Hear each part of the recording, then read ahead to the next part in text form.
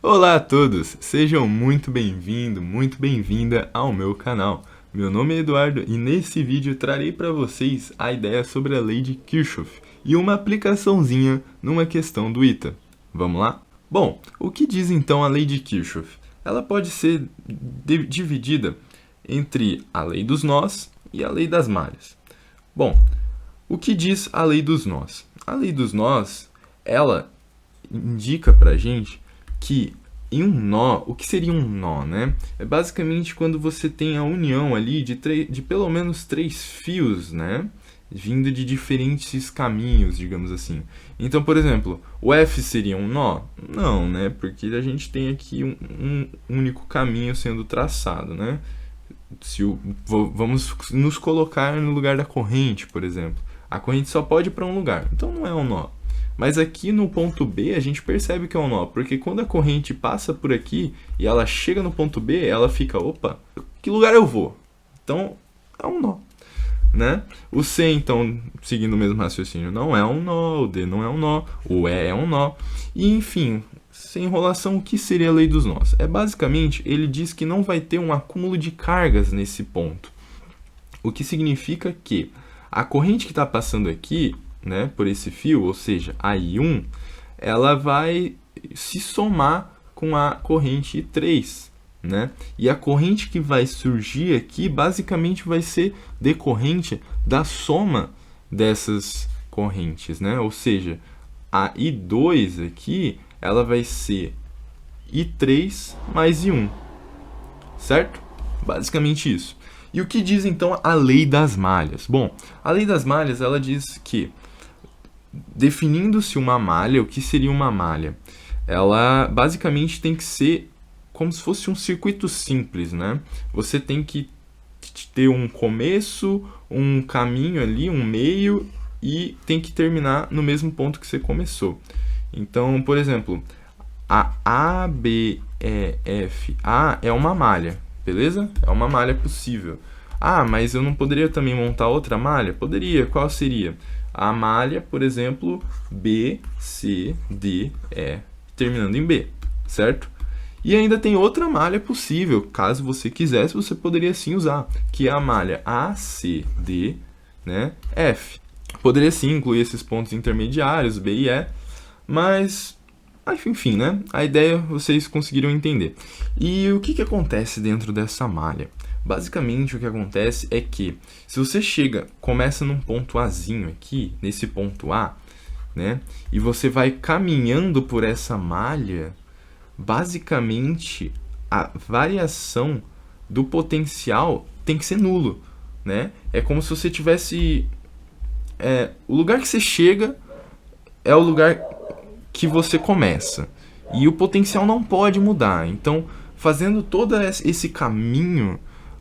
o potencial ele tem que dar zero, certo? E como a gente faz isso? Bom, a ideia é o seguinte: uma bateria, um gerador, ele tem a ideia de você aumentar o potencial em direção a ele, né? O que eu quero dizer com isso? Por exemplo, se a gente tivesse que aqui fosse um potencial valendo 0 volts, aqui a gente ia ter um potencial valendo E1, certo? Então a bateria, o gerador, ele aumenta o potencial do sistema, ele dá um impulsozinho ali, né?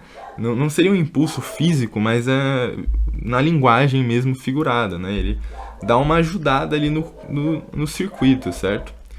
E, bom, já o resistor, o que ele faz? Bom, não sei se vocês já ouviram falar, mas tem um efeito chamado efeito Joule, que ele ocorre em resistores.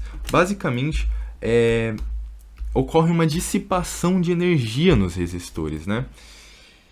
E com isso, então, a gente tem uma noção de que o resistor, quando passa uma corrente nele, ele reduz o potencial, né? Então, no caso, se aqui a gente tivesse um potencial, exemplo, um potencial de 6 volts, aqui ia ter um potencial menor. Sei lá, vamos por aqui 3 volts, certo? E aí, a gente então, com essa ideia, conseguimos aplicar a lei de Kirchhoff na nossa malha, né? Então, por exemplo, seguindo aqui o caminho A, B, E, F, A, a gente vai ter o seguinte, aqui não tem nada, né? Não tem um resistor, não tem uma bateria, não tem nada. Mas aqui, ó, seguindo nesse caminho, a gente se encontra com um gerador.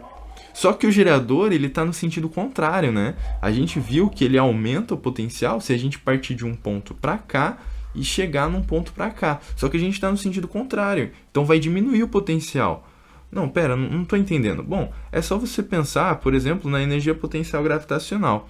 Bom, você tem aqui um obstáculo. Você vai pular esse obstáculo, certo? Você vai estar aumentando a sua energia potencial gravitacional, né?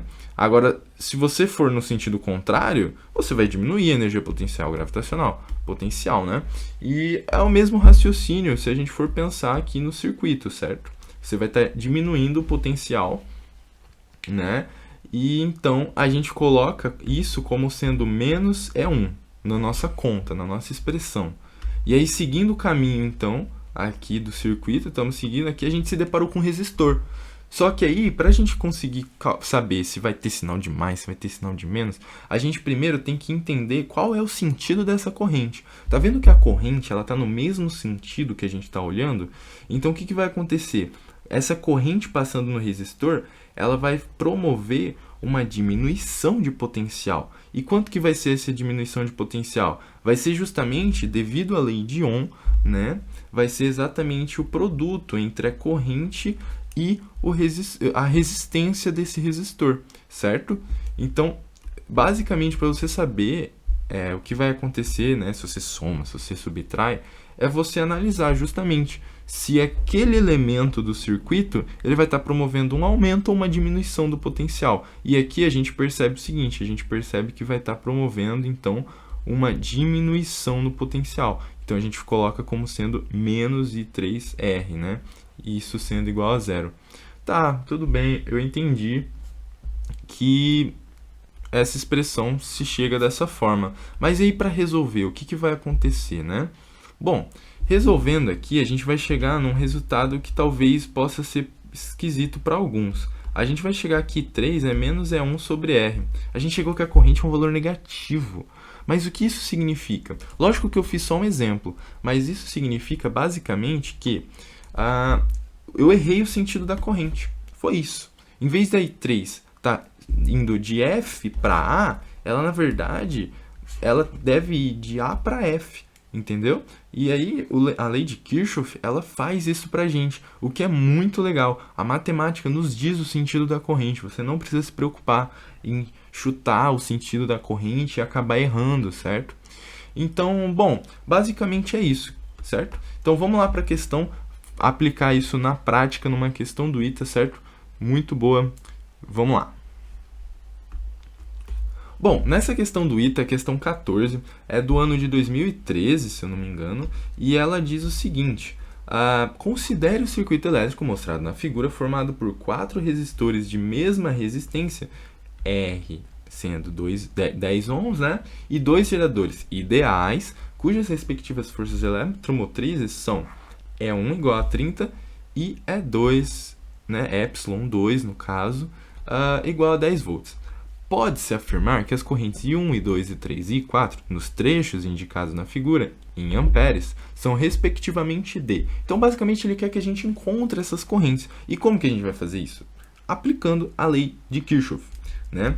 Inicialmente, então, eu vou mostrar para vocês a aplicação da lei dos nós. A aplicação da lei dos nós vai ocorrer exatamente nesse nozinho aqui, certo? Por quê? Porque a gente tem que estar chegando uma corrente I1.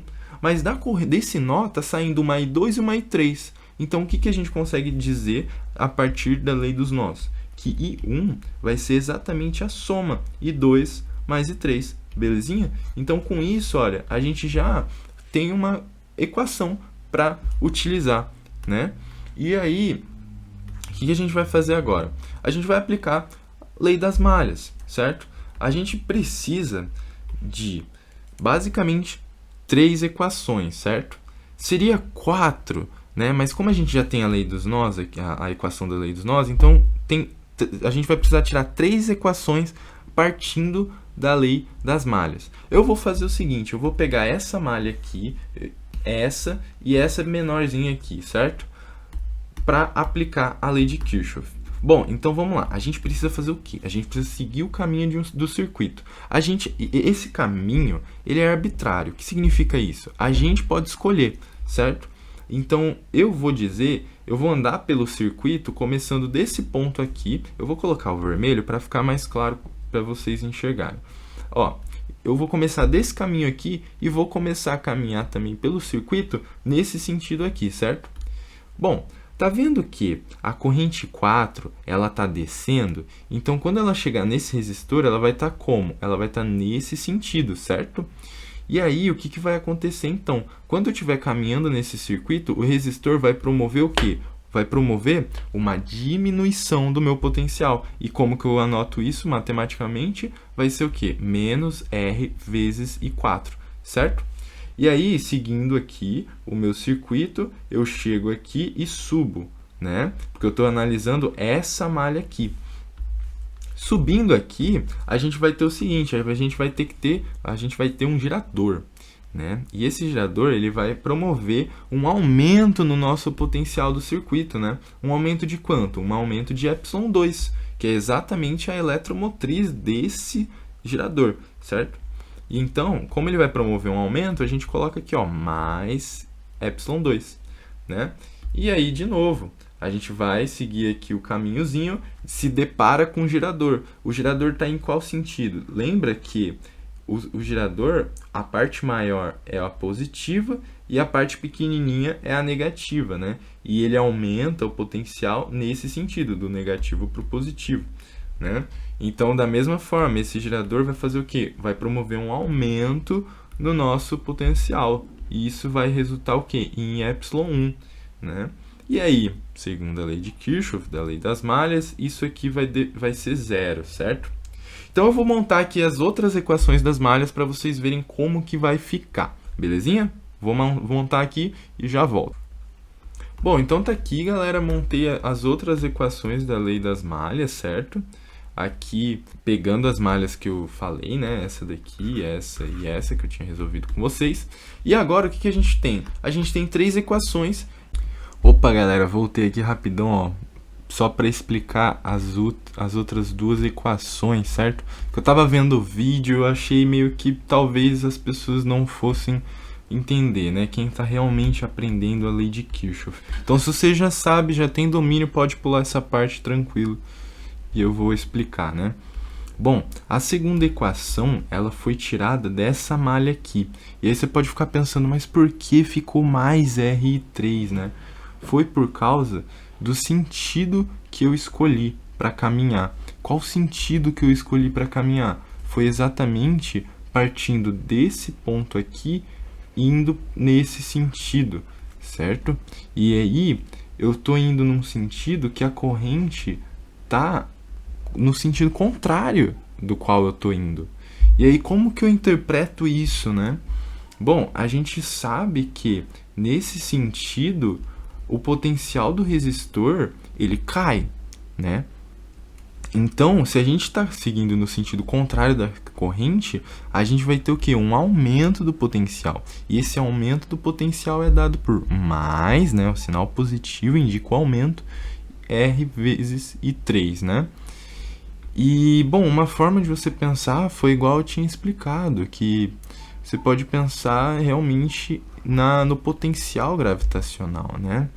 Que em vez de a gente estar descendo aqui, a gente está subindo, a gente está aumentando o nosso potencial, belezinha? E aí, então, seguindo o mesmo sentido, a gente vai ter que I2 está no mesmo sentido, né? E aí isso vai resultar numa diminuição de potencial. E aqui a gente está no sentido contrário do nosso gerador. O gerador, o convencional, é ele aumentar o potencial, né? Só que em qual sentido? Partindo desse, chegando nesse, certo? Nesse sentido que ele aumenta o potencial. Mas a gente está caminhando no sentido contrário. A gente está vindo daqui para cá, né? E aí, por isso, esse sinal de menos, certo? E aí, com isso, eu acredito que vocês consigam ter um entendimento pleno ali das equações, né? Por que fica negativo, por que fica positivo. Mas então é isso, eu espero que vocês continuem com o vídeo e espero que vocês estejam curtindo também. Valeu! E a gente também tem 3 incógnitas. Bom, você pode pensar, poxa, mas na verdade a gente tem 4 incógnitas, né? Porque são 4 correntes. Sim, mas da lei dos nós, eu sei que I1 é I2 mais I3. Então eu transformo uma variável que eu não conheço em duas que eu também não conheço, mas eu reduzo o número de variáveis, né? Eu troco uma por duas, mas aí percebo o seguinte, que eu vou ter só nesse sistema, eu só vou ter I2, I3 e I4. Ou seja, eu vou ter 3 variáveis para 3 equações.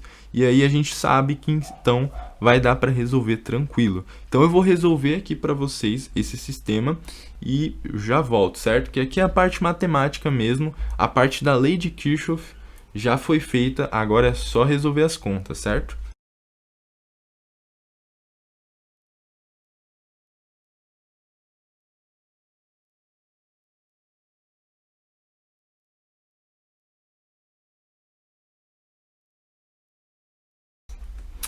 Bom, galera, então basicamente ficou assim as correntes, né?